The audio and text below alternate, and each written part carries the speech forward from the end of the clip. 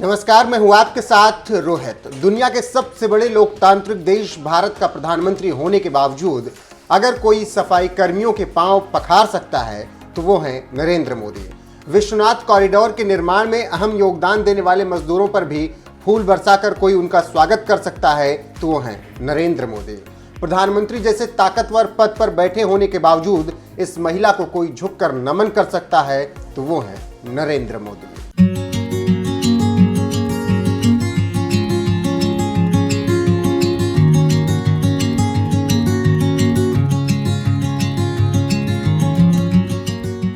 बड़े बुजुर्गों के लिए सम्मान और गरीबों के लिए प्यार, कुछ ऐसे ही व्यक्तित्व वाले हैं काशी सांसद और देश के प्रधानमंत्री नरेंद्र मोदी, जो कभी कभी कुछ ऐसा कर गुजर जाते हैं जो अपने आप में मिसाल बन जाता है।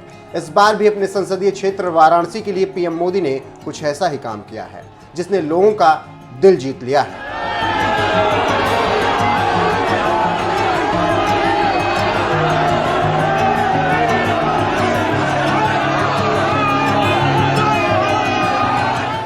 13 दिसंबर को अपने संसदीय क्षेत्र वाराणसी के दौरे पर गए देश के प्रधानमंत्री नरेंद्र मोदी ने इसी दौरान विश्वनाथ कॉरिडोर का उद्घाटन किया, जिसने पूरे विश्व का ध्यान अपनी ओर खींचा था, क्योंकि इस कॉरिडोर के बन जाने के बाद कभी गलियों में जकड़े रहने वाले बाबा विश्वनाथ का दरबार दिव्य और भव्य स्वरूप में निखर कर सामने आया।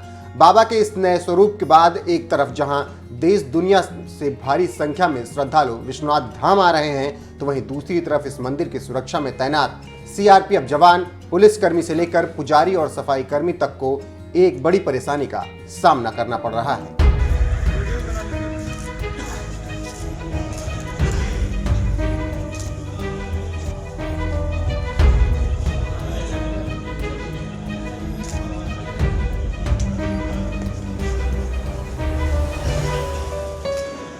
इस कड़ाके की ठंड में जहां लोग रजाई में दुबक जाते हैं, तो वहीं अपनी ड्यूटी निभा रहे इन जवानों और सफाई कर्मचारियों को ठंड के बावजूद नंगे पैर ही रहना पड़ रहा है, क्योंकि मंदिर परिसर में चमड़े या रबर से बने जूते चप्पल पहनना बैन है, जिसकी वजह से आप ना तो चप्पल पहन सकते हैं और ना ही जूते, फिर वो चाहे पुजारी हो या सीआरपीएफ के जवान हो। ऐसे में विकल्प बचता है लकड़ी के खड़ाऊं, लेकिन इसे पहनकर ड्यूटी करना सबके बस की बात नहीं। इस अजीब तरह की परेशानी की खबर जब किसी तरीके से देश के प्रधानमंत्री और वाराणसी से सांसद नरेंद्र मोदी के पास पहुंची, तो उन्होंने तुरंत इसके बारे में कुछ करने का फैसला कर लिया और फिर कुछ ही दिनों बाद पीएम मोदी के निर्देश पर दिल्ली से ही जूट के 100 जूते भिजवाए गए, जिसे पहनकर कर्मचारी मंदिर परिसर में अपनी ड्यूटी कर सकें।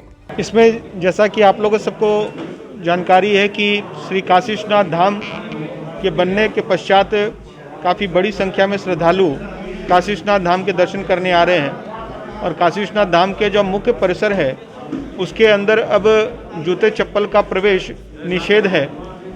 तो ये चर्चा चल रही थी कि जो हमारे सुरक्षा कर्मी, जो हमारे पुजारी, हमारे सफाई कर्मी मेन मंदिर परिसर के अंदर अपने कर्तव्यों का निर्वहन करते हैं, उनको लंबी अवधि के लिए वहाँ पर खड़ा होना करना पड़ता है या चलना फिरना पड़ता है, तो उनको नंगे पांव उस कर्तव्य का निर्वहन में कठिनाई आ रही थी।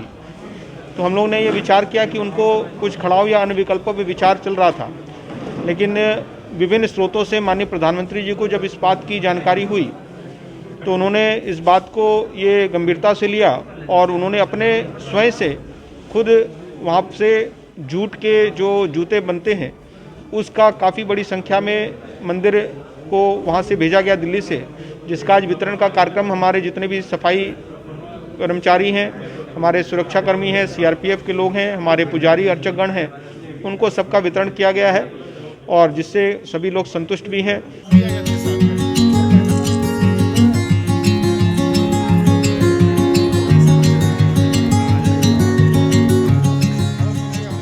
पीएम मोदी की ओर से भेजे गए जूट के जूतों का वितरण करवाने वाले कमिश्नर दीपक अग्रवाल ने बताया, आने वाले समय में इसी तरह से कुछ और कर्मचारियों को जूट के जूते बांटे जाएंगे, जिससे उन्हें अपनी ड्यूटी निभाने में सहूलियत हो।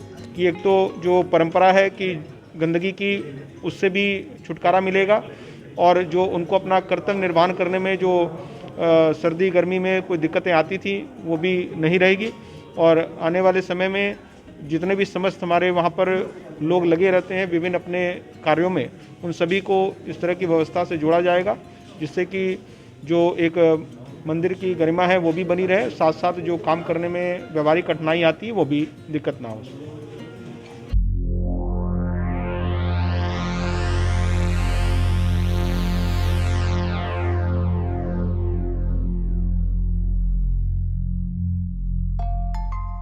काशी विश्वनाथ धाम में तैनात जवान से लेकर सफाई कर्मचारियों और पुजारियों तक सभी नंगे पैर ही अपनी ड्यूटी करते थे, लेकिन अब पीएम मोदी की तरफ से भेजे गए इस खूबसूरत डिजाइनर जूट के जूते की वजह से इन कर्मचारियों की तकलीफ काफी हद तक कम होगी।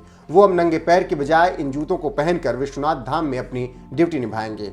पीएम मोदी की ओर से उठाया गया यह कदम बता रहा है कि वो छोटी से छोटी दिखने वाली बड़ी समस्याओं को भी कितनी गंभीरता से समझते हैं। उनकी यही खासियत देश के बाकी नेताओं से उन्हें अलग बनाती है। आपको बता दें, ये सभी जवान और कर्मचारी जिस विश्वनाथ धाम में ड्यूटी करते हैं, उस धाम का कायाकल्प करने के लिए मोदी सरकार ने भव्य कॉरिडोर का निर्माण करवाया था, जिसका उद्घाटन करने के लिए खुद पीएम मोदी वाराणसी गए हुए थे।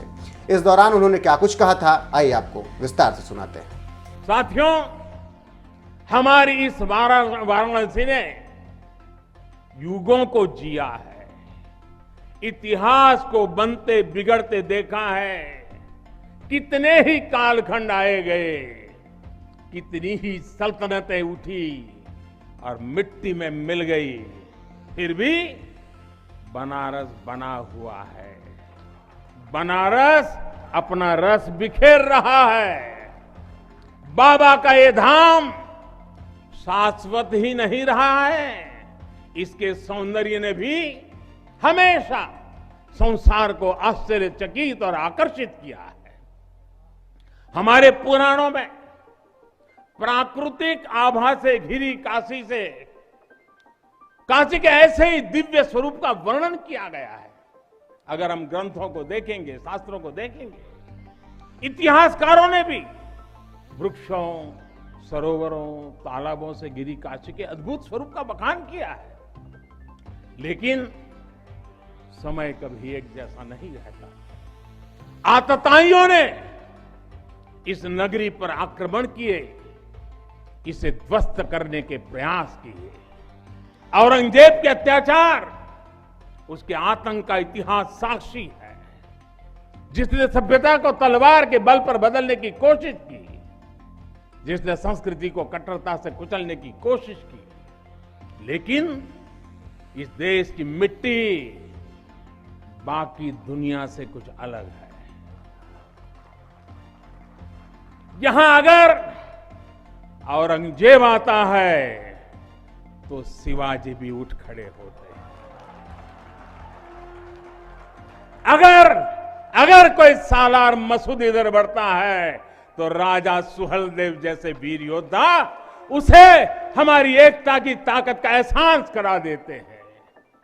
और अंग्रेजों के दौर में भी वॉरेन हेस्टिंग का क्या हाल काशी के लोगों ने किया था। ये तो काशी के लोग समय समय पर बोलते रहते हैं और काशी की जुबान पे निकलता है, घोड़े पर हौदा और हाथी पर जिन जान लेकर भागल वॉरेन हेस्टिंग। साथियों, आज समय का चक्र देखिए, आतंक के वो पर्याय इतिहास के काले पन्नों तक सिमट कर रह गए हैं और मेरी काशी आगे बढ़ रही है, अपने गौरव को फिर से नई भव्यता दे रही है।